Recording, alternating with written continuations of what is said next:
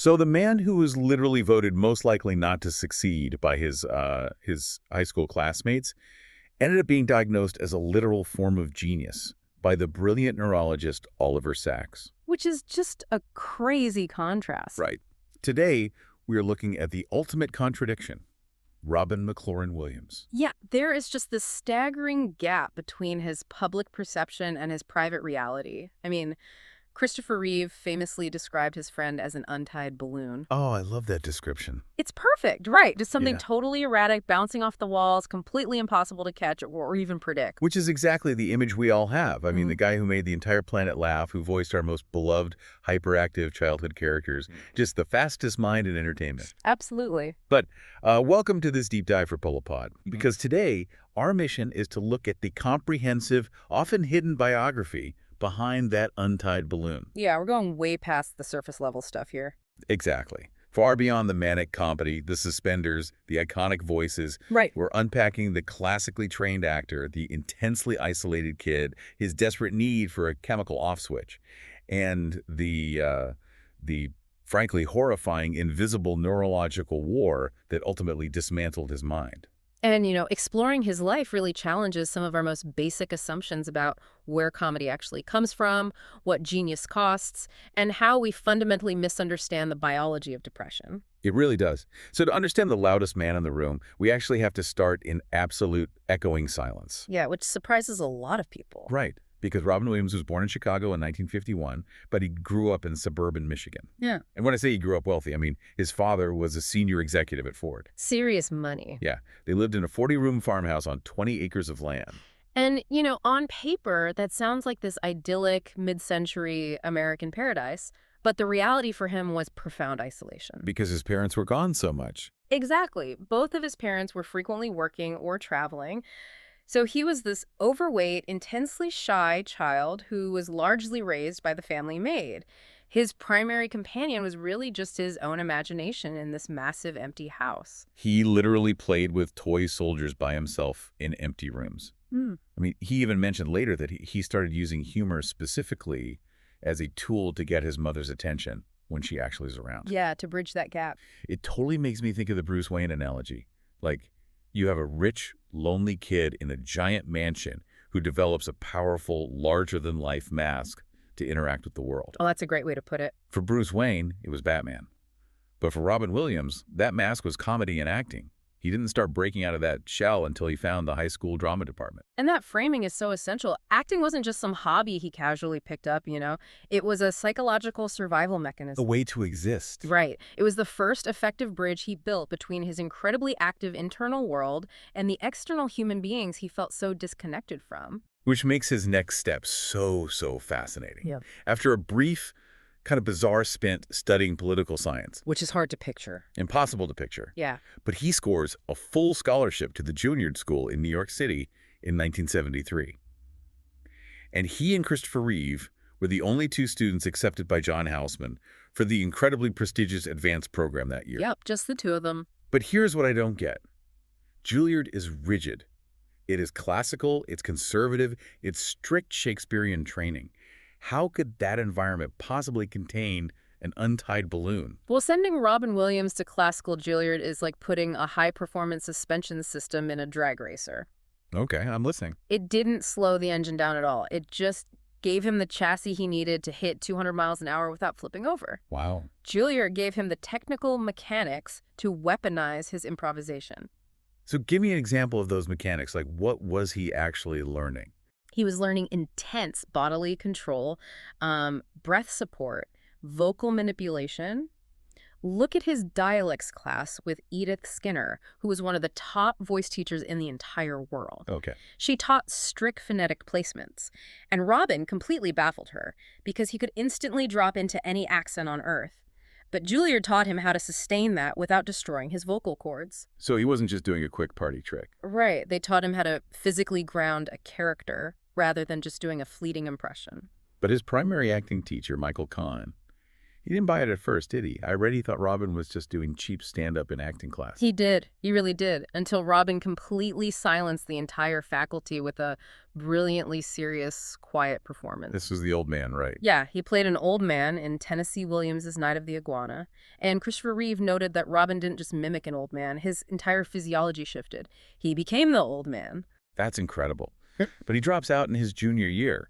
And not because he fails, but because John Houseman, who was the intimidating head of the program, literally tells him that the school has absolutely nothing left to teach him. Yeah, he is basically deemed a genius who has outgrown the classical curriculum. He had the suspension system installed, and it was time to take the car to the track. Exactly. And the track was the 1970s San Francisco comedy Renaissance. Right, so he moves back to the West Coast, starts tending bar, and gets on stage at the Holy City Zoo Comedy Club. Yeah. And this is an era defined by the hippie movement, rock and roll, and just a tidal wave of drugs. Huge cultural shift. Huge. Then he heads down to Los Angeles, hitting the Comedy Store. And I love this detail from the sources. So a young David Letterman, who is already a highly established comic at this point, sees Robin come on stage like a hurricane. This is legendary. Right. Letterman just watches him and thinks, holy crap, there goes my chance in show business. Because Letterman recognized immediately that the paradigm had shifted. I mean, stand-up comedy until that point was largely set up, punchline. Very structured. Yeah. But Robin was doing free-form jazz. Which leads directly to the legendary Happy Days audition. So they need a last-minute replacement for an alien character named Mork. Yeah. Robin walks in, the producer asks him to take a seat, and Robin literally sits on his head on the chair. Just completely defies gravity and social norms. And they hire him on the spot. Yeah. That single guest appearance spawns the spin-off Mork and Mindy, and he becomes a global superstar literally overnight. 60 million viewers a week. Yeah. A Time magazine cover in 1979, a Grammy for his comedy album Reality. What a concept. Unbelievable rise. But let me challenge this trajectory for a second. Go for it. Sitcoms are notoriously rigid. Like you have 4 cameras, you have strict tape marks on the floor so the lighting looks right, and you have co-stars who need to deliver their scripted lines on cue. Yep, it's a machine. Right. So if you let an untied balloon loose on a sitcom soundstage, you ruin the lighting, you block the other actors, and you destroy the audio mix. So how did the crew actually capture him without the whole production just falling apart? That is exactly where the Gilliard training kicks in. Oh. See, he had immense spatial awareness. He knew precisely where the cameras were, where the lights fell, and how to project his voice so the boom mics caught it, even while he was practically doing acrobatics over the living room sofa. So he looked out of control, but he was completely in control. Exactly. Mork and Mindy was groundbreaking because it was one of the first times a major network wrote a show around a comedian's extreme improvisations. The script literally had blank spaces that just said, Robin does his thing. That is amazing. So the network just accommodated the hurricane. They did, but he also knew how to make the hurricane shootable and broadcastable. He brought the total spontaneity of a sweaty comedy club into a highly manufactured television format. But eventually, television felt too small. He conquers the sitcom world, but he wants to pivot to film.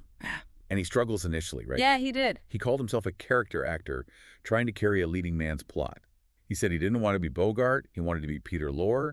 He needed a director who understood that you don't say action and cut with Robin Williams, you just turn the cameras on and let the tape roll.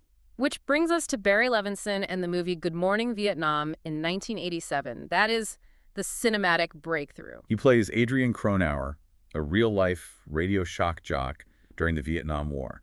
Levinson basically puts Robin in a radio booth, turns on the cameras, and lets him improvise real broadcasts. He's doing Walter Cronkite. Elvis, Yeah. Richard Nixon. And he scores an Oscar nomination. And that opens the floodgates to an incredibly diverse string of roles where we really see the Gilliard dramatic chops return. We see him completely dismantle the public's perception of what Robin Williams is allowed to be. Right. I mean, he plays the inspiring English teacher John Keating in Dead Poet Society, the brilliant grieving therapist in Good Will Hunting, which finally wins him an Academy Award. A well-deserved one. Totally. And then he takes this manic, intense energy and turns it inward for these incredibly dark psychological thrillers in the early 2000s. He plays a deeply disturbed photo technician in 1 Hour Photo and a chilling murderer hiding in Alaska in Insomnia. And notice the common thread in those thrillers. The energy is still there, but it's suppressed. He creates this disturbing, vibrating tension simply by holding back the chaos we all know he's capable of. Wow, yeah. And we absolutely cannot talk about his film career without talking about the genie in the 1992 animated film Aladdin. Oh, iconic. The directors wrote the role specifically for him, hoping he'd say yes. He goes into the recording booth and improvises 30 hours of dialogue. 30 hours. 30 hours. He's doing dozens of celebrity impressions, Yeah. like a legendary jazz solo. And this performance fundamentally revolutionized the entire animation industry. Prior to Aladdin, animated films utilized traditional working-class voice actors who just read the script as written. It flipped the entire workflow of animation, didn't it? It destroyed the old Disney model. Instead of the voice actor matching the animator's timing, the animators had to meticulously animate to Robin's unscripted audio. Oh, wow. His performance paved the way for A-list celebrities to dominate voice acting. It became a prestige gig. But there was tension there, too. Mm. He initially refused the role because he didn't want Disney to profit by selling toys and fast food merchandise based on his voice. He wanted to leave something pure for his kids. Yeah, he had principles about it. But Disney ended up breaking that handshake agreement, leading to a massive feud. It showed how fiercely protective he was of his art, which I think stems from a very deep underlying vulnerability. A vulnerability that bordered on paranoia, honestly. Well, think about a time in your life when you felt intense imposter syndrome. Now multiply that feeling by 60 million weekly viewers and millions of box office tickets. Did he ever worry he was just going to run out of ideas? Well, he publicly claimed that the constant churn of world events would always provide new material.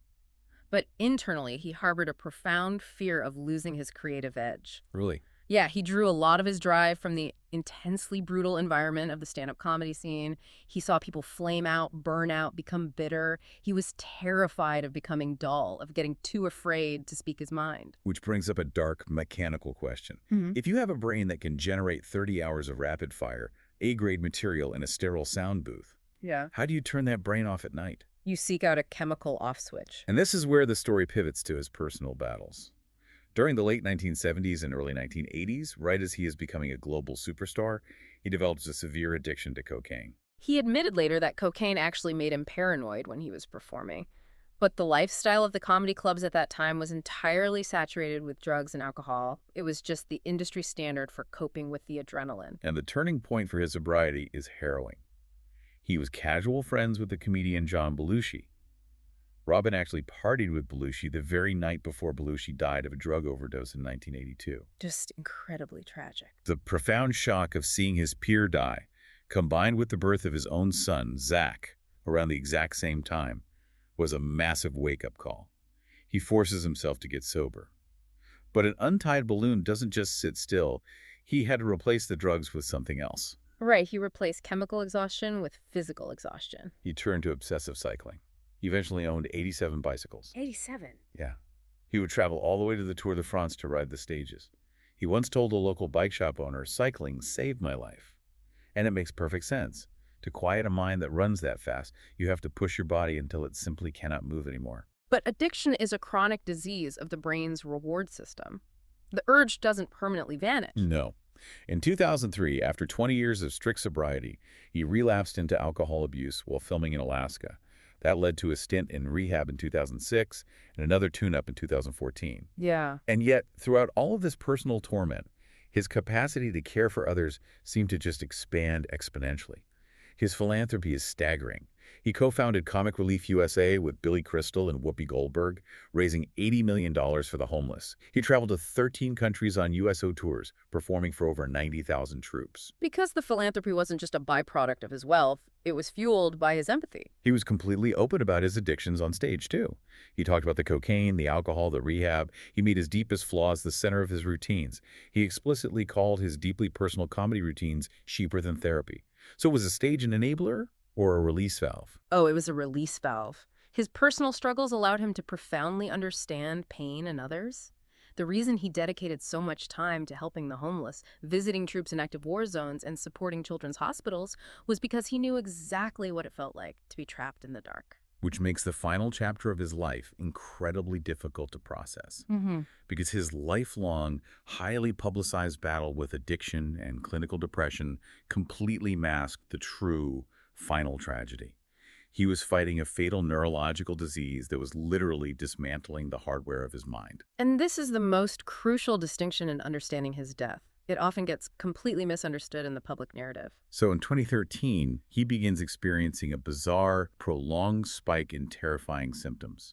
Severe anxiety, crushing insomnia, memory loss, paranoia, delusions. He famously turned to his wife, Susan Schneider, and said, "I just want to reboot my brain." God, that's heartbreaking. He knew his mind was failing, and the ultimate torture of his condition was that for a long time he remained entirely self-aware as his cognitive functions slipped away. His doctors eventually diagnosed him with early-stage Parkinson's disease, a diagnosis he kept secret from the public. But the symptoms kept accelerating. They weren't just physical tremors. His reality was fracturing. On August 11, 2014, at the age of 63, Robin Williams died by suicide at his home in California. And it wasn't until the autopsy report was released that the true enemy was finally unmasked. The autopsy showed he didn't just have Parkinson's. He had a condition called diffuse Lewy body disease, or Lewy body dementia. The pathology report was shocking. Doctors described the state of his brain as one of the worst pathologies they had ever seen. Yeah, it was incredibly aggressive. His widow Susan later called it the terrorist inside my husband's brain. Walk us through the mechanism here. How does a protein deposit cause severe paranoia and a loss of identity? Well, in early Parkinson's, Lewy bodies, which are these abnormal protein deposits, they're generally limited in where they appear in the brain. But in Robin's case, with diffuse Lewy body disease, they had aggressively spread throughout his entire brain. Everywhere. Everywhere. These proteins fundamentally disrupt the brain's neurotransmitters, particularly dopamine and acetylcholine. They literally short-circuit the neural hardware responsible for processing reality, forming memories, and regulating emotions. So we as a culture look at depression and anxiety as a software glitch. We treat it as a psychological issue, a weakness of will, or a reaction to trauma. But in Robin's case, it was a physical hardware meltdown. Exactly. Susan Schneider made this very profound point later on. The depression, the anxiety, the intense paranoia he experienced in his final year, these were not psychological failings or a return of his old demons. They were direct, mechanical, neurological symptoms of the Lewy bodies destroying his neural pathways. His brain was physically falling apart. It's stunning. The very instrument that made him a global genius, the brain that could process spatial awareness on a sitcom set, instantly conjure 50 different voices in a sound booth, and out-improv anyone on Earth was actively betraying him. And nobody, not even his doctors, knew what enemy they were actually fighting. He was fighting a war in total darkness. So as we wrap up this deep dive, we have to pull back and look at the extraordinary breadth of this one human life. He wasn't just a comedian. He was an empathetic force of nature. Truly. He went from a quiet, overweight kid playing alone with toy soldiers in Michigan to a Gilliard prodigy, silencing his classical critics. He went from a bartender at the Holy City Zoo to a worldwide phenomenon who forced television and animation to adapt to his specific rhythms. And he did all of it while carrying an immense personal burden. He left an undeniable architectural footprint on modern entertainment. And there's one final detail from the sources that always sticks with me. Behind the manic energy and the dramatic intensity, Robin was, at his core, a massive geek. Yes. He loved video games so much he named his daughter Zelda after the Legend of Zelda. He played Dungeons and Dragons. He collected anime figurines. He was a deeply curious, multifaceted human being who just loved exploring worlds. Which brings up a very modern, very unsettling dilemma regarding his legacy. It does. In 2025, a controversy erupted online. His daughter Zelda had to publicly plead with people on the internet to stop sending her AI-generated videos of her father. People were using artificial intelligence to digitally recreate his voice and mimic his manic style. She stated clearly that it's simply not what he would have wanted. And it leaves us with this provocative thought for you to mull over as you go about your day. We now live in an era where AI can perfectly mimic his famous voices. It can generate a script in his chaotic style in mere seconds. But it's empty. Exactly. No machine, no algorithm will ever be able to replicate the frantic, deeply empathetic, and ultimately tragic human soul that powered that comedy. As our technology advances to the point of perfect imitation, how do we protect the raw humanity of our greatest artists? It forces us to ask what we actually value. Is it the perfectly synthesized output or the messy, beautiful human experience that originally generated it? Because Robin Williams wasn't a machine that produced laughs. He was that untied balloon. But the tragedy of the untied balloon isn't just that it flies around the room chaotically, bringing joy and surprise to everyone watching. It's that eventually it runs out of air. The diagnostic x-ray of his final days was murky, but the legacy he left behind is brilliantly, wonderfully clear. Thanks for joining us on this deep dive.